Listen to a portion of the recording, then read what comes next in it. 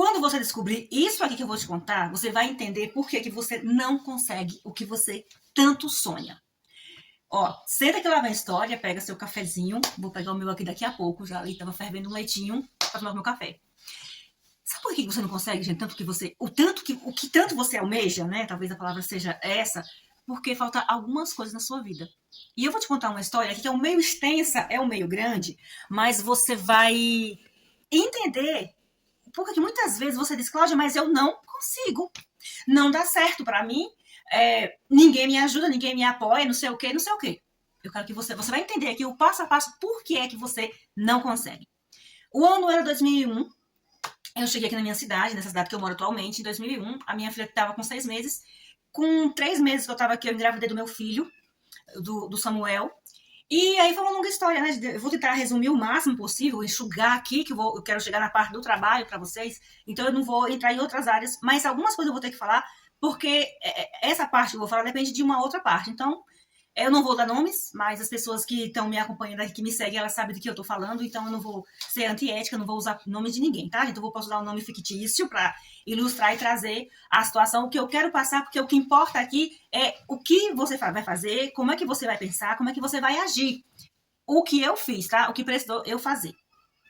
Eu queria muito trabalhar, porque aqui na minha cidade, como em outras cidades, o custo de vida aqui é muito caro. Gente, quem paga aluguel aqui e tem que sobreviver, e tem que fazer compras, e tem que fazer isso, tem que comprar aquilo, tem que comprar aquilo outro, o valor aqui é muito caro. Sabe? O custo de vida aqui é muito alto. Principalmente para quem chegou aqui, né, vem de outra cidade, principalmente para quem veio com a cara e a coragem, só com a vontade de ter as coisas, que foi o meu caso, o caso do meu marido, quando nós chegamos aqui. Chegamos com um sonho e uma coragem, e uma vontade. Não tínhamos casa, morávamos de aluguel, primeiro num quartinho, né? Depois fui morar em outro lugar melhor, um bairro melhor, depois, enfim. Mas morávamos de aluguel.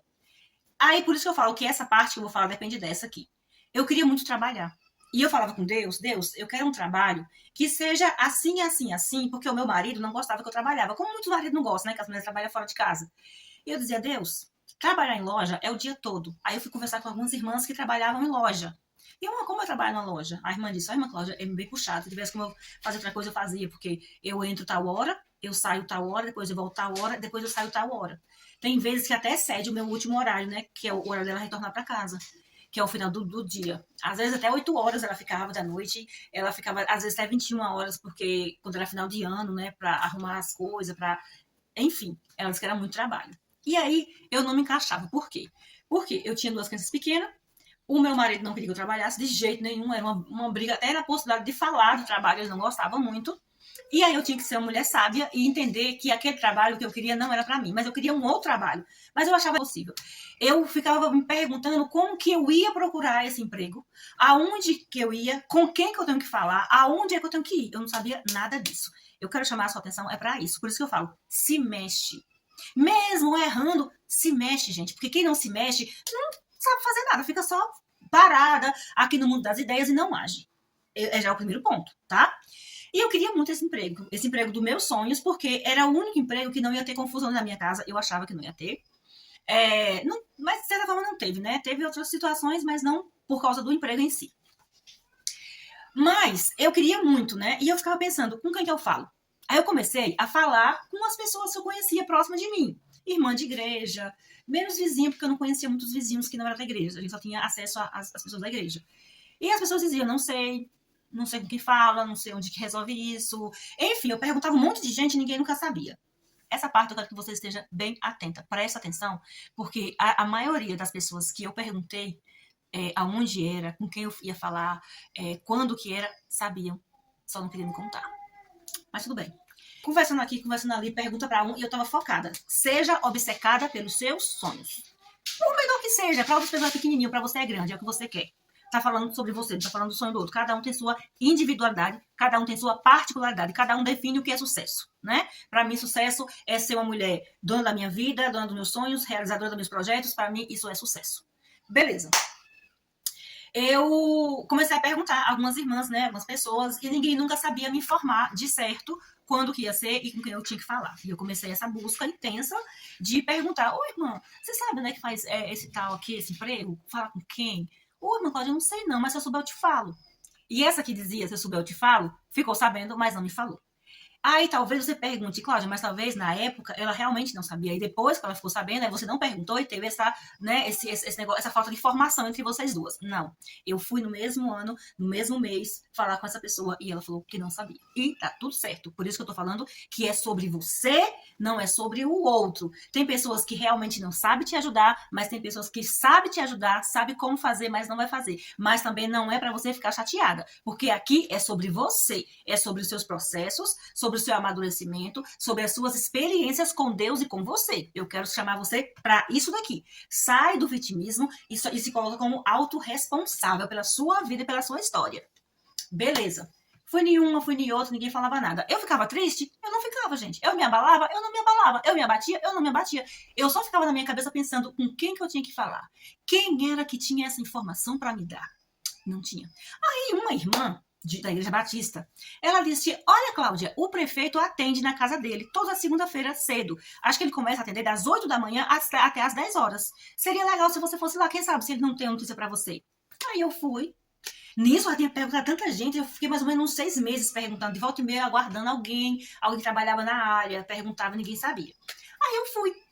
Meu esposo foi pro trabalho, às 7 horas, dei banho nos meus pequenos e partiu casa do prefeito. O prefeito aqui na nossa cidade, ele atendia em casa.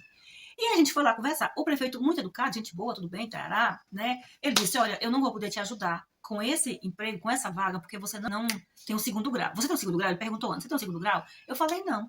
Ele disse, então, as vagas que eu tenho aqui requer segundo grau. E para essa área que você quer, eu fiquei sabendo que agora tem que concluir o segundo grau, o ensino médio. E você não tem. Aí eu falei, mas eu vou concluir. Tem alguém que eu possa conversar? Ele disse, eu não sei ao certo quando que vai ser. Tem uma data lá que eles trazem. Mas procure fulana. Você vai lá em tal lugar e procure fulana. Aí eu fui nesse lugar, cheguei lá, perguntei, né, quem era fulana. E falei que eu tinha ido falar com o prefeito. Aí ela disse, a gente não tem data ainda, quando que vai ser, mas você fica vindo aqui de vez em quando, a gente entra em contato com você. Aí eu falei, mas como é que você vai entrar em contato comigo? Vocês vão fazer como para entrar em contato? Ela disse, tem um telefone aí? Eu falei, não, mas eu posso conseguir. Que era o telefone da minha vizinha, que eu morava no condomínio dela. Aí eu fui lá, peguei o telefone da irmã e entreguei pra moça lá. Quando eu voltei na outra semana, pra minha surpresa, a moça não estava mais trabalhando lá. E eu pensei, meu Deus, e agora? Voltei a estaca zero. Como é que eu vou saber? Era através dela. Aí eu fui lá na outra moça e falei, moça, que dia vai começar a tal seleção, tal serviço? Eu não falei mais do prefeito porque eu não estava mais com papel na mão. E não ia valer mais eu falar. Aí ela disse, a gente não tem data. Nós não temos uma data ainda. Mas quando tiver, eu acho que vai anunciar na rádio. Não, eu não ouvia rádio, não tinha como eu saber. E eu perguntava pra irmã que tinha. Gente, eu tinha só a fé e a coragem, tá? Nós não tínhamos nada. Eu não tinha nenhum relógio de pulso, eu não tinha nada. E eu tinha só um sonho, uma vontade de ter aquele trabalho. Aí eu tinha uma irmã lá que eu via o som, a rádio lá, ficava ouvindo a rádio. Eu falei, irmã, tu já ouviu aí na rádio alguma coisa sobre seleção de tal área? Ô, irmã, eu não ouvi, não. Eu falei, eu também tô querendo muito. Tu vai aonde? Eu falei, então, eu fui na secretaria, eu falei com fulano, falei com Beltrano, mas não tem data. Eu fui em tal lugar, não tem data. Aí ela disse, gente boa, me atendeu muito bem. Beleza. Quando eu fui lá e que a moça não estava mais trabalhando lá, aí começou a minha saga. E agora? Aí eu comecei a perguntar pra irmã se eu fui na rádio, ninguém ouvia na rádio, não ouvia nada, e não sei o que, não tinha nada ali de notícia desse trabalho. Aí eu fiquei pensando, e agora? Aí, eu não sei como que foi, eu encontrei um monte de mulher que também estava nessa mesma peleja, nessa mesma batalha aí, né? A gente se juntou, essas mulheres, e foram atrás desse emprego. Aí era assim, um dia, quando a gente chegava no canto, não era naquele lugar, era não sei aonde. Na outra semana, já era não sei mais na onde. Na outra semana, já era mais... Eu sei que a gente andou, gente... Eu nem conto. Eu acho que para mais de 12 vezes, de 13 vezes, sei lá, 14 vezes a gente foi, caça nesses lugares, é aqui, é acolá, é aqui, é com fulano, é com Beltrano, e nunca chegava. Quando faltava 3 vezes, digamos assim, para a gente fazer a inscrição, começou a desistir, sabe? Começou a cair pessoas, assim, começou a sair as pessoas. Uma estava esperando ser chamada para ser monitora, outra para ser professora, outra trabalhava no mercado, foi trabalhar no mercado, outra foi trabalhar em loja, e foi ficando, foi reduzindo. Aí só ficou eu e mais 3 colegas. Aí uma desistiu, a outra desistiu, aí ficou só eu e outra, nós duas.